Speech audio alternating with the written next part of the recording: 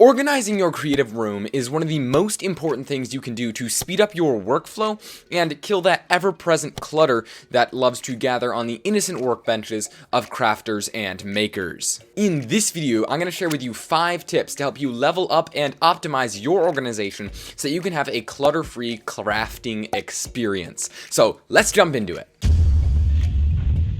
Welcome to Maker Brain. My name's Eli, and on this channel I love to help you access and implement your creativity through hands-on DIY projects or tips videos just like this one. And here you can expect weekly videos with tips, tutorials, and techniques for makers just like you and me. So if that sounds like your kind of jam, then consider subscribing.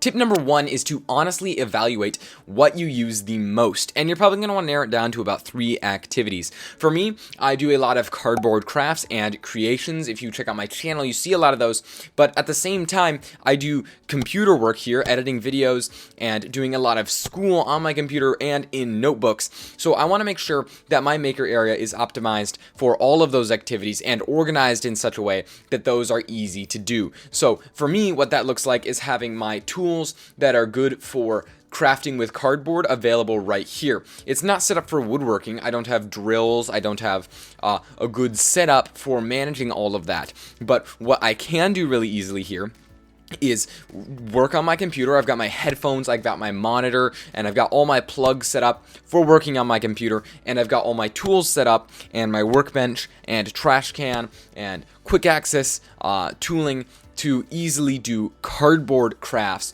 So you have a limited amount of space. Make sure that you pick wisely the activities that you organize for. Hey, and by the way, make sure you check out the description down below for extra video resources and timestamps, as well as anything I mention in the video. Tip number 2 is organize your high priority tools, the ones you use a lot, from the tools that you don't use very much. So let's be real, we're not going to be able to organize everything perfectly, but what we want to do is make sure that we have those high priority tools organized really well for where we're working. This kind of ties in to those activities that we prioritized earlier, those like 3 activities. Now we're prioritizing the tools that we're going to need for those. We want to make sure that if we're cardboard crafting like I like to do, we've got our knives, some of our tapes, our ruler, and our scissors. Those are all really easy to get really fast. They're actually within arm's reach. But then with some of those bigger tools that I don't use very much, or they're just plain resources like paints and stuff, those are kept further away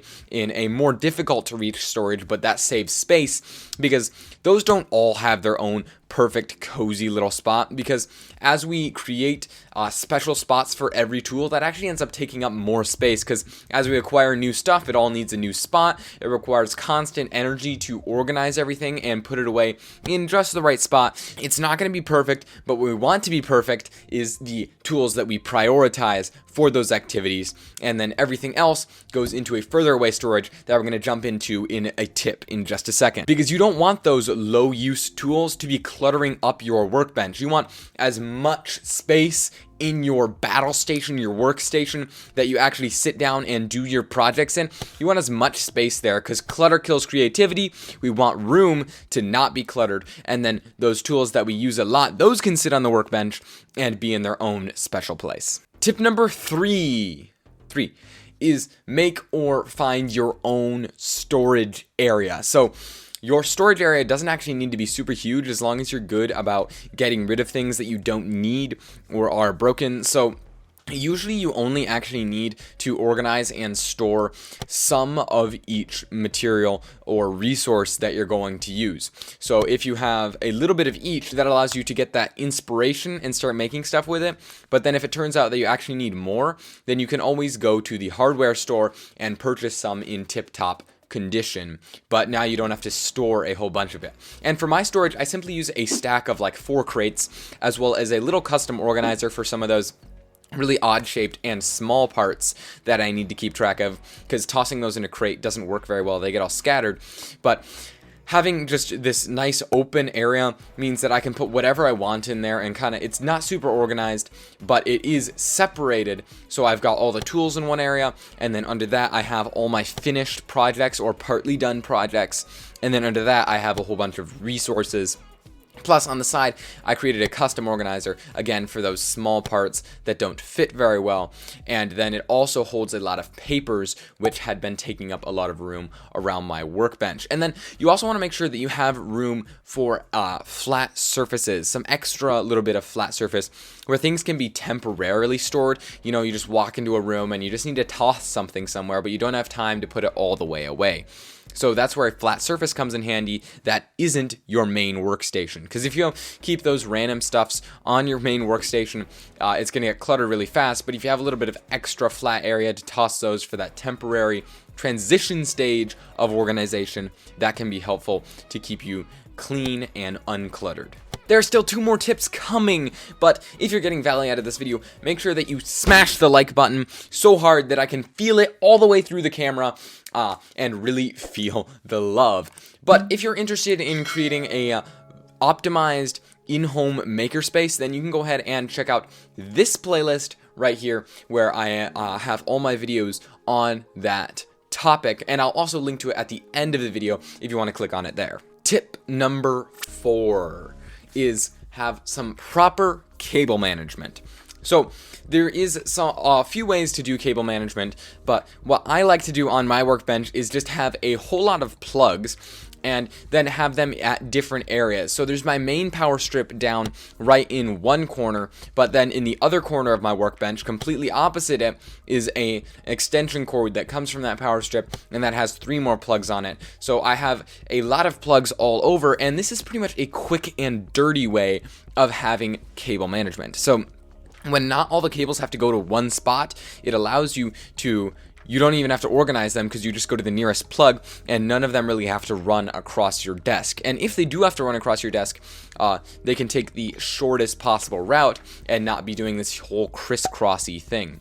And I recommend also, if you could have a few like Velcro ties, I'll link those in the description, but those can help you organize your cables as well. Tip number 5 is make sure that you have room to move. So obviously you need room around your workbench to get in and out really easily, especially if you have some extra tools stored like outside the room or further away, just areas where you need to get up. And it's okay if some of your tools are really hard to get to in the areas that they've been organized, because you don't use them very much. Because this whole idea of organizing, you want to be working on your balance of usage to accessibility.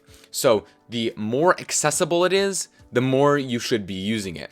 And it kind of works in the opposite direction. So the more you use it, the more you want it to be accessible, the more easily you want it to be accessible. And if you don't use it very much, like for me, I don't use my spray primer very much, so it's stored in a much harder place to get to than my knives, which I store right over here, and they're within arm's reach. Make sure you're constantly balancing that equation. Question of the day. This is a little bit of a different one, so make sure you listen up.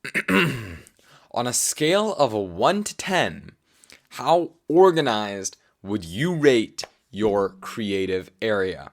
Let me know in the comments below, and down there in the top pinned comment, you can also see my answer to this question. Click on the screen right there to check out my playlist on the perfect budget makerspace, or click on the bottom video to watch another video by MakerBrain. Don't forget to like and subscribe if you want to see more content just like this, and as always, I'm Eli Tennant, and God bless you.